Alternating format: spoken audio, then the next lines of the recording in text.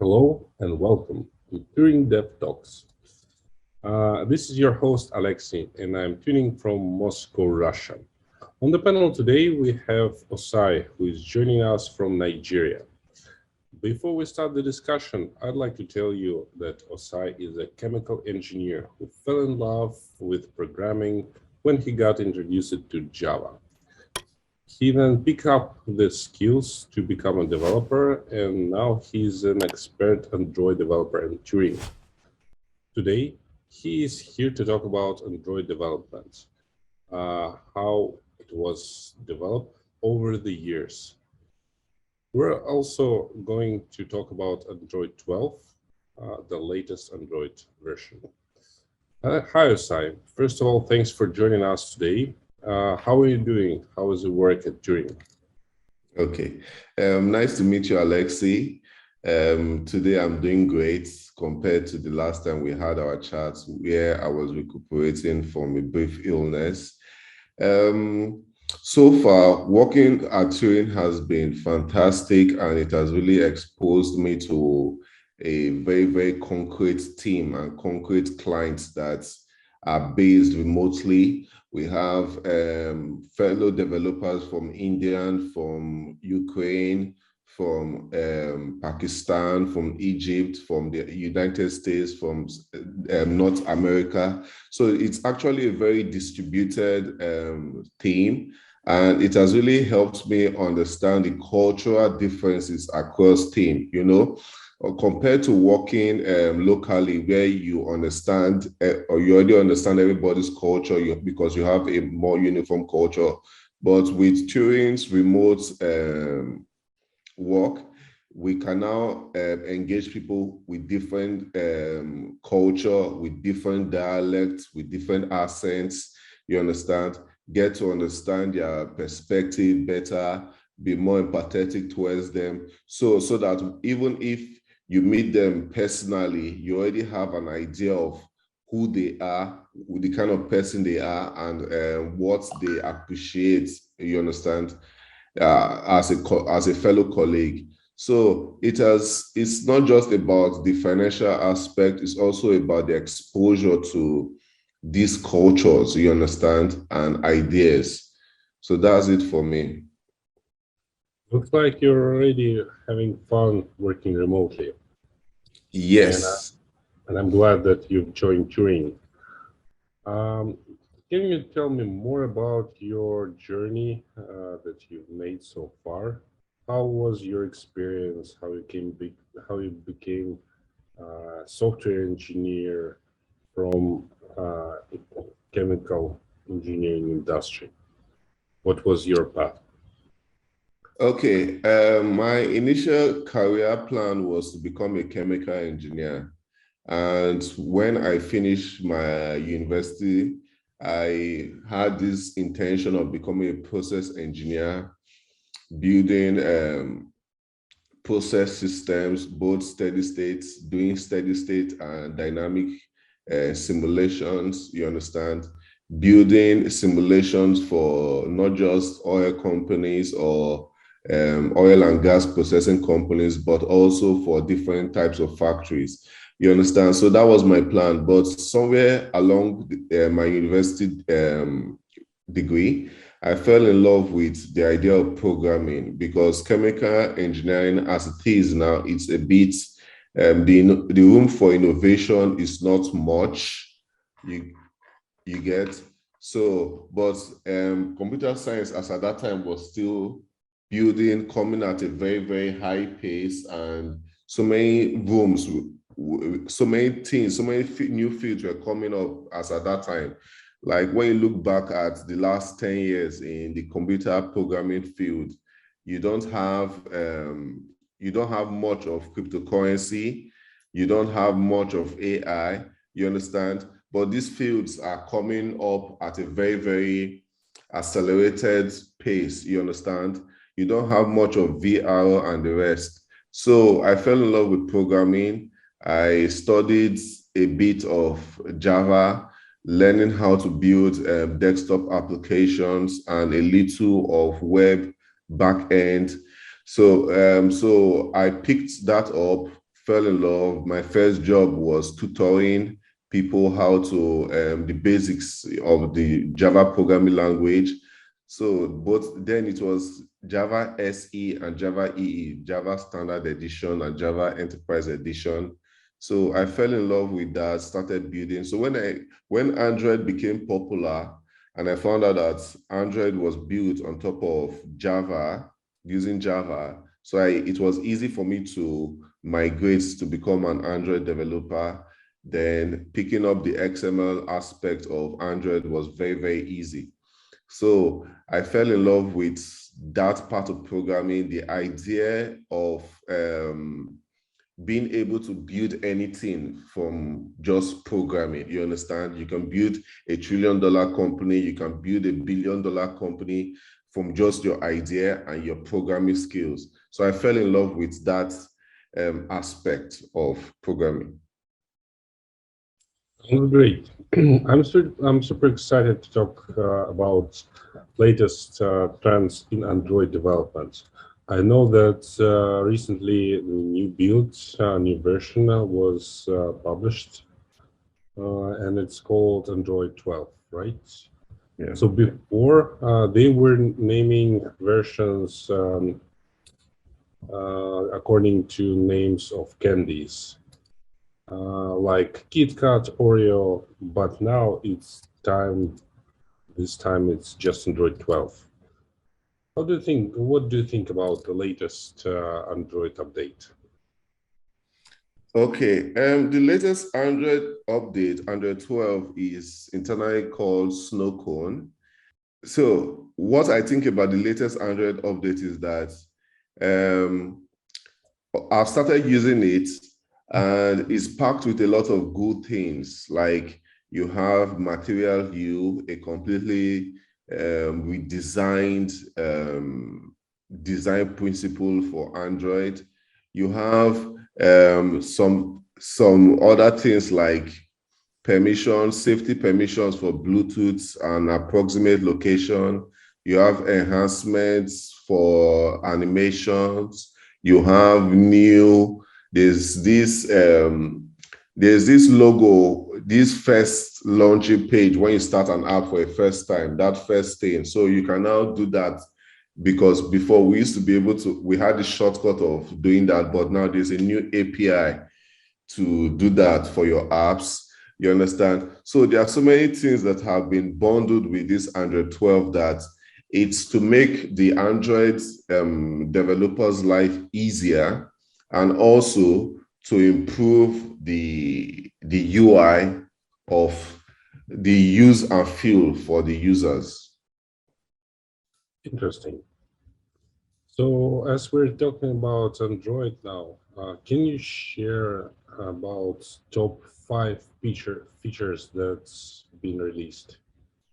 Okay, for Android 12, my top 5 features will be, of course, the new look and new design, the material hue, you understand? The icons change, the background color change. You can easily change the theme of these, and it feels so much realistic than it used to be. Then we also have quick settings, you understand, to toggle your navigation tabs and toggle buttons, you understand. You have, because with Android 12, you can just drag down, and you already have your notifications displayed to you.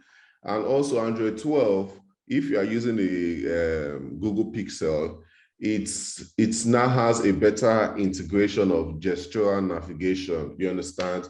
No need for all those small icons to tap. Now you can now navigate just like you can on your iPhone. Just swiping left, swiping right, you have gone to the next tab or gone back or the rest.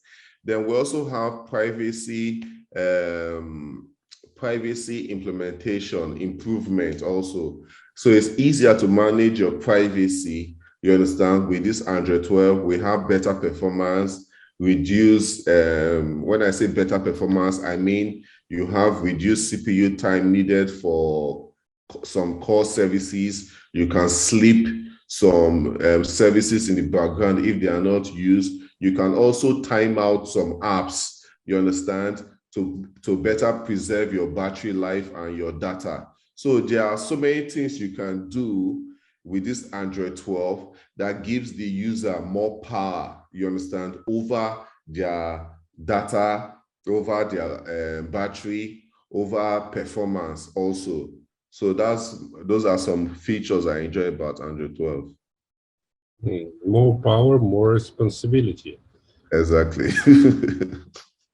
Actually, I'm excited to hear that new icons are appearing. It's a terrible situation when you're doing some front-end work and you cannot find the icon that really reflects your feature. Sometimes it's, makes me cry. So going forward, you should aware about the age of long Android vs iOS debate. What can you tell me? How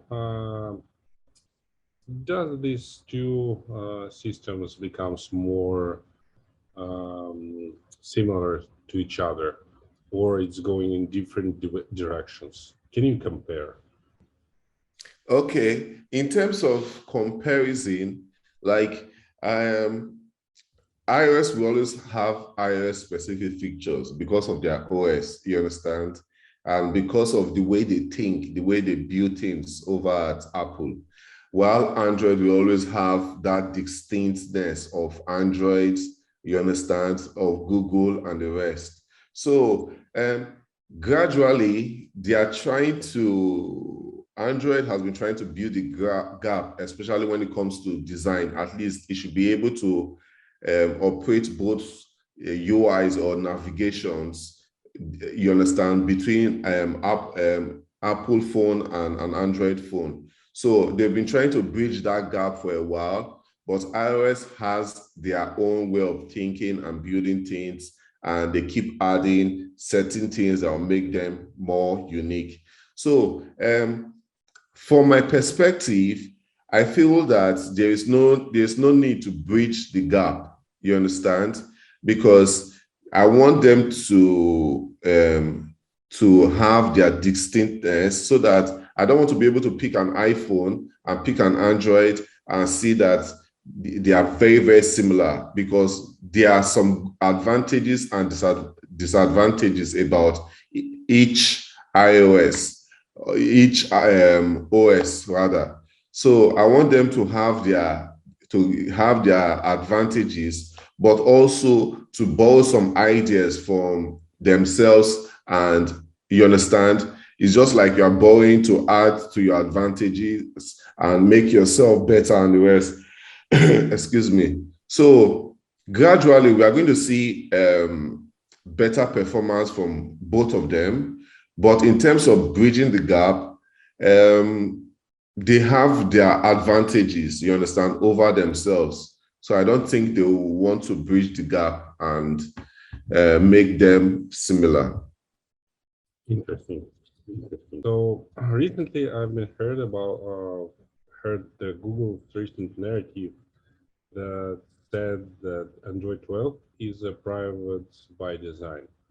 Can you explain what actually does that mean? Is it about data, or I'm guessing wrong? So from my understanding of private by design, it has to do with giving the user more restriction or more power over what they own. Because for most powerful tech companies, the power they have, the commodity they sell, is actually the user's information, the user's data. You understand what I'm saying? Companies like Facebook and Snapchat. Sometime back, Facebook and Snapchat, they had issues because they were able to snoop across apps. Like you can be having an interaction with a colleague or your sibling about a certain topic, then you go on Facebook, you see an ad on that topic. You understand? So private by design means that they are now restricting such malicious apps from snooping through the user's contacts, snooping through the user's messages, doing some other data mining, you understand, on the user's device, restricting, because most big companies, they know your location, you understand, they know where you stepped into, the hotel you lodged in at night, what you ate, you understand, and all other things, which is supposed to be wrong, you understand. So iOS has been doing that. Apple, Android is now doing that, you understand, to restrict these companies from their invasive practices. So that's my understanding about the term private by design. Okay, I got it. I know that they're changing their workflow regarding location detection. What can you tell me about approximate locations in Android 12? Okay, my idea about approximate location has to do with the broader understanding of location, you understand? Now, there are two ways of fetching location on the Android using your app, you understand?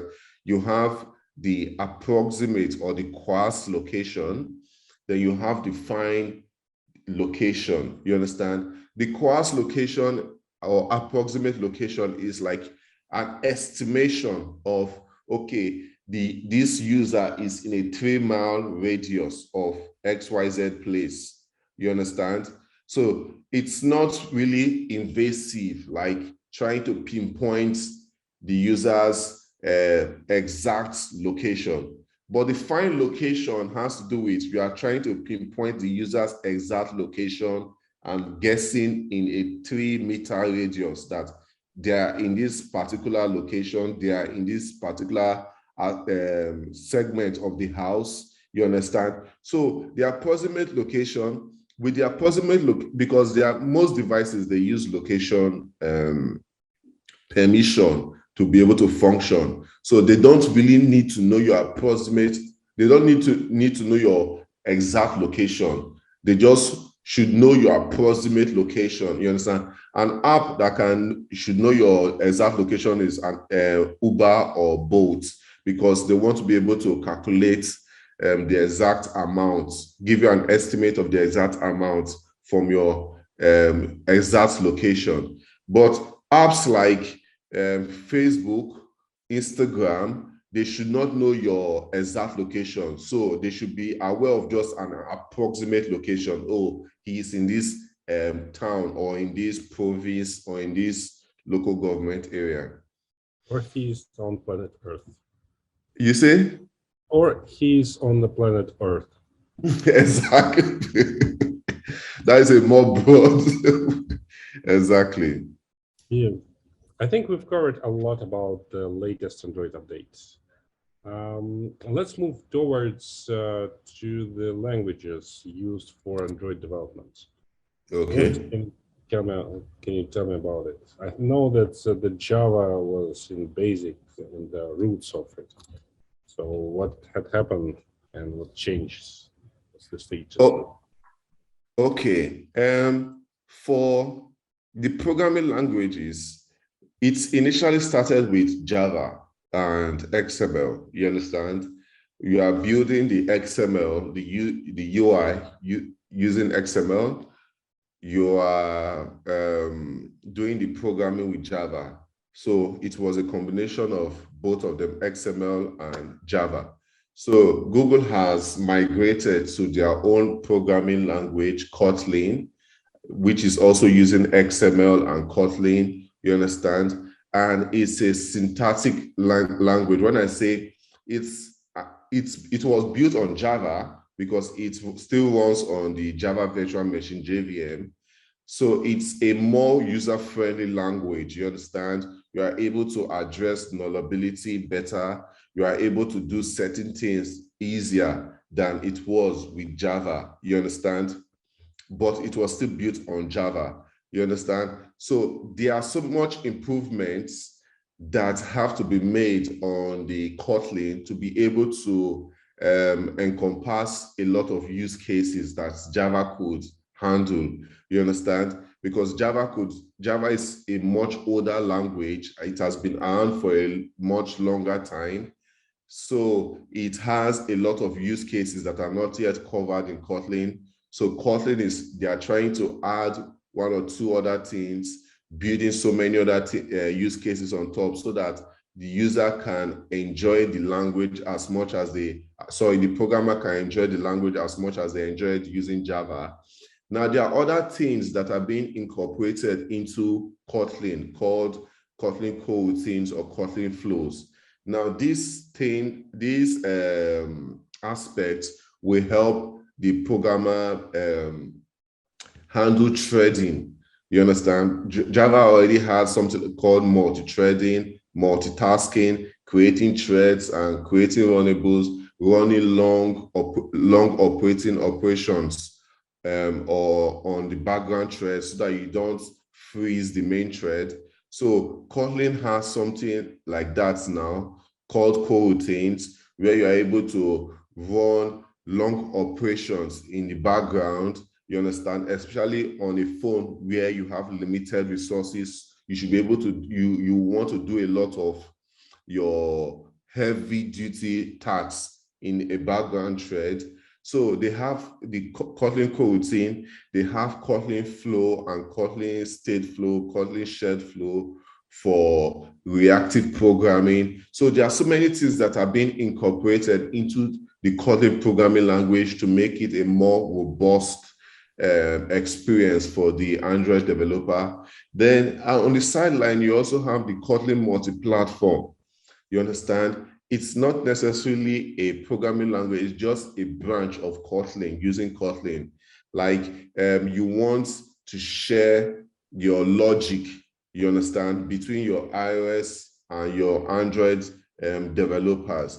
You understand? Instead of writing your logic 2 times, writing for iOS and writing for Android, you can write it in a common repo or a shared code base. You understand? Probably write your data and domain layers if you are using a clean architecture in Kotlin multi-platform. Then your Android and your iOS repo can now share that logic. So that is for Kotlin. Also, the programming for Android is also going towards the compose. It's kind of like a declarative way of programming, writing your applications, just like iOS went to Swift UI.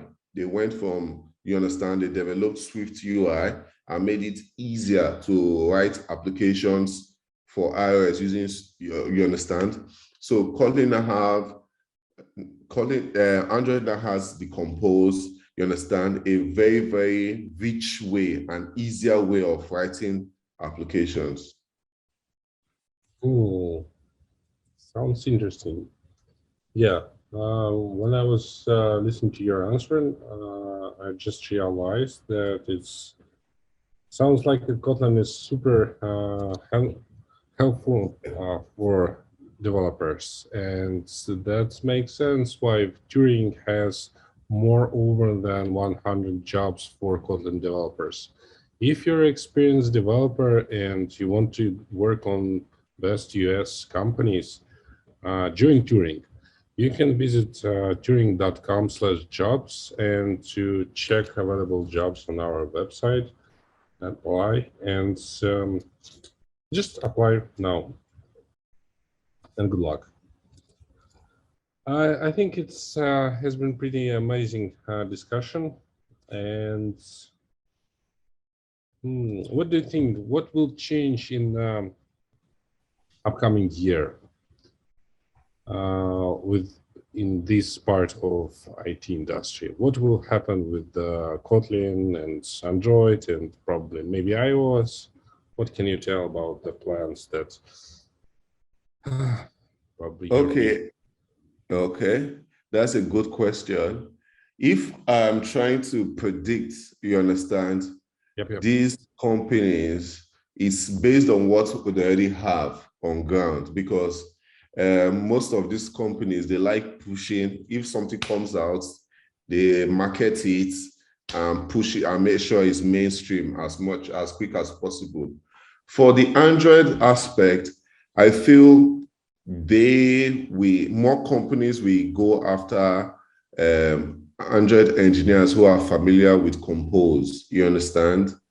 Because they have been able to, most companies, before they embrace a tech stack, they have like a sample project that they do. They run that tech, see how easy it is, see if it suits their needs and everything. So most companies will want to go with Compose instead of the Kotlin and XML this time. So they want to go with the Compose approach. Most companies will also want to go with the Kotlin multi-platform. You understand? They will want to hire people who are have these skills and the rest. Then, if companies are looking towards, if there are some companies that are cash strapped, they are looking towards narrowing down their engineering team, they will want to go towards a more cross-platform direction, like people who are familiar with Flutter, who are familiar with React Native, you understand? Although those languages, they still have some barriers, some disadvantages of using them. So they want, but if they are able to see why it's more advantageous to do that, they want to go in that direction. So, but for the Android operating system, I feel that it all has to do with the hardware, because the operating system is kind of limited with the hardware it is being installed on. So if the hardware improves, because Android, Google just had their first all Google phone, you understand? They are not going on any Snapdragon chip or any other third-party company chip. They are using their own Tensor chip, you understand? So with that limitation out of the way, they should be able to build a more robust, a more intuitive operating system, you understand? And hopefully, since they are now responsible for their phone 100%, the phone may get cheaper, you understand? It may reduce the cost of their phone. And also another thing I have noticed is that